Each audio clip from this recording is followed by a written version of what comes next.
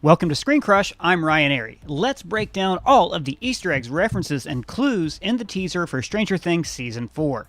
The teaser mostly takes place in the Rainbow Room. This is the space in the Hawkins lab where Dr. Brenner allowed his child test subjects to play. But also, the comic book Stranger Things 6 fills in a lot of the backstory of the room and some of the other test subjects. I'll go over all of those other test subjects, their numbers, and their powers later in the video. Let's break down these clues.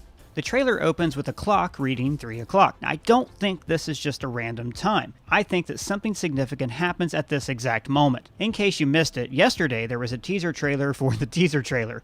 It showed 7 screens flashing images of the Rainbow Room. In almost every image, objects in the room were splattered in blood. So I think that 3 p.m. was a significant time on this particular day. This is the day when the kids instituted a plan to break out, killing several guards. Or maybe one kid had a really bad day, lashed out, freeing or killing the other test subjects. I have theories about this that I'll go over later in the video. 3 o'clock is usually the time when school lets out, metaphorically, when the kids are set free. This could be the double meaning here. The kids are all released at 3 o'clock. We see the reflection of 4 children in the security camera. Now, if all of these shots are happening roughly at the same time, that means there are 1, 2, 3, 4, 5, 6, 7, 8, 9, 10, 11 kids in the room. Notice that all of them are wearing gowns and have shaved heads, just like 11. Now, we've seen glimpses of this space before in the flashbacks in Season 2. And by the way, the toy that we see in the teaser trailer here is the one that Callie was playing with in that flashback. So we might even be looking at the day when Callie escaped.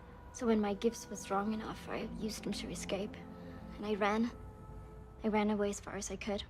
And also did not wear one of these gowns. And in the comic book 6, neither did the other test subjects. This makes me think that these are the kids that number past 11, maybe even going all the way up to 23. At first I thought that these kids telekinetically racing cars were climbing up the wall like Spider-Man or the Trainspotting baby.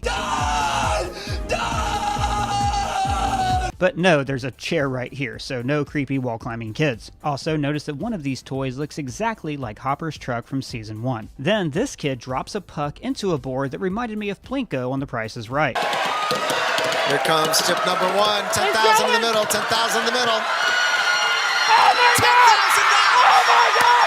Now, if you notice, there are no straight-up toys in the room. Everything is a puzzle or designed to help the children exercise their powers. So, what's the purpose of the Plinko board? I think this child could be able to influence probability. The puck lands in number 7, which could be the number of the test subject who dropped it, who is able to influence the probability of it landing there. Notice that 8 is already filled. 8 was Callie's number, and she could still be in the lab. Numbers 3 and 6 are missing, and as we'll see later, this also ties in with the comic. Then we cut to 2 kids playing chess. Now this could be used to test their intelligence and analytical abilities. All of the experience in the MK Ultra program were designed to increase the abilities of the subjects' minds.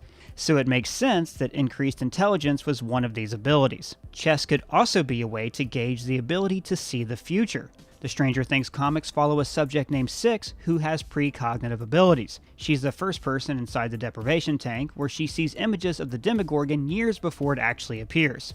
Notice that the chess pieces are all shaped like birds. At first glance, it appears as if black is winning because they have more pieces. But notice that the white side still has their queen, the peacock. In chess, the queen is the most powerful piece on the board, and the good guys in the show still have their queen. 11. The black and white squares on a chessboard could also be a metaphor for the upside down and the real world. In Season 1, 11 expressed the upside down using a D&D board. Here, it's expressed as being intertwined with our world, like one can't exist without the other. Chess pieces also move between the black and white squares, just as 11 and maybe these other subjects are able to send their minds in and out of the upside down. And if the hands of this subject look familiar, it's because that's your mom. There's another shot of the Plinko board, now with the reflection of the fluorescent lights, like a chessboard, now symbolizing the descent into the upside down. This is all leading toward a big fan theory that I think is going to turn out to be true. This child is building a tower of red blocks. This could be symbolic of an ability to instinctively build machinery, like Forge in the X-Men comics, or maybe discover the flaws in any design, like Karnak in the Inhumans. This could also be symbolic of the series' villains, the Soviet Union, symbolized by the color red. After all, this tower is made of red squares, and the Russian capital is located in Red Square.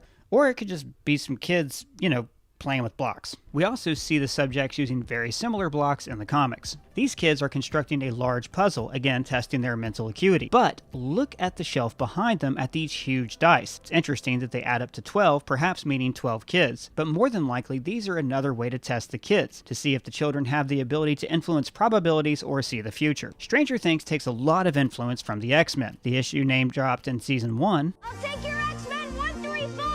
Was later called back to here when 11 imitated the Dark Phoenix. So what's this have to do with dice and probability? Well, in the comics, Wanda Maximoff's original power was to influence probabilities. Now over the years this grew until she had the ability to alter reality itself. So don't be surprised if the kid who can change dice rolls can eventually create a sitcom pocket universe. Now this ability would also explain the Magic 8 Ball. It's a pretty boring toy and not much of a way to test the subject's mental abilities, unless they're able to influence which answer appears in the ball. In this case it says all signs point to yes. I'm wondering if maybe the kid who started the slaughter, some lonely kid like this one, is looking at the 8 ball and somehow this answer is telling them, yes, kill them all. Burn the house down!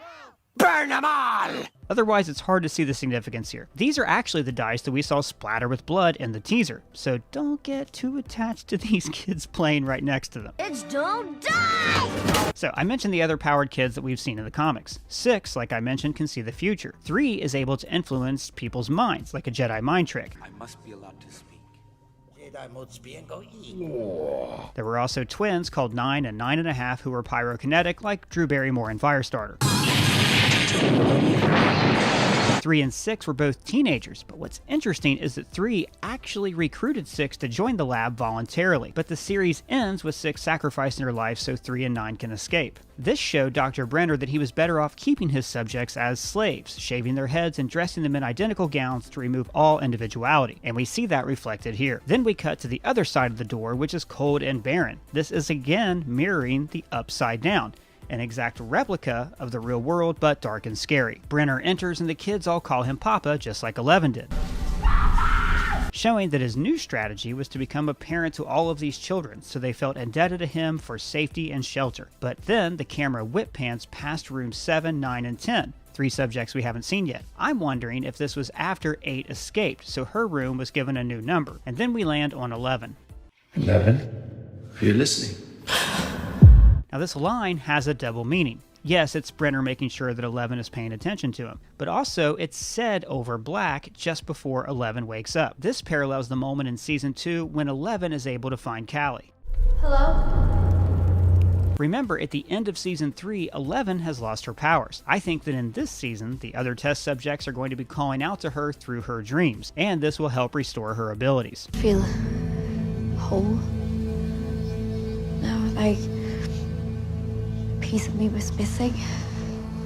And now it's not. That is, if any kids are left alive after the bloodbath that's teased in the trailer. So let's talk about this moment, because it seems like the seminal event at the Hawkins lab. After this, Brenner seems to only be focused on 11, and she doesn't remember any other test subjects. There's a couple possibilities. What if the lab was attacked by Soviet operatives? It is strange that the Soviets were able to build such a strong foothold in Hawkins and that they knew so much about the Upside Down, so it's likely that they had spies in the Hawkins lab. Maybe one of these spies kidnapped a test subject, and that kid is still in the Soviet Union helping the Russians. This could even be the American referred to in the post-credits scene.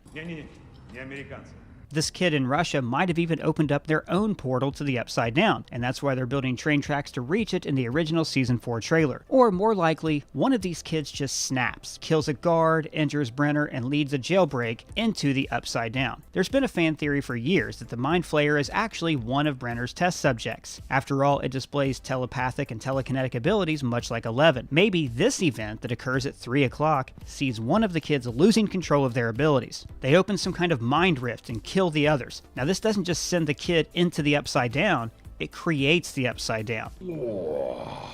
I mean, think about the Upside Down for a second. It's weird that there's a whole universe with the exact same buildings as ours, but there was no one there to build them, unless it was created specifically by one of the children at the lab. So afterwards, this kid exists as a being of pure consciousness, the Mind Flayer, and some of the other kids might fall into this rift as well. They also mutate and become the first Demogorgons. But that's just my thoughts. Let me know your theories down in the comments below or at me on Twitter. And if it's your first time here, please subscribe.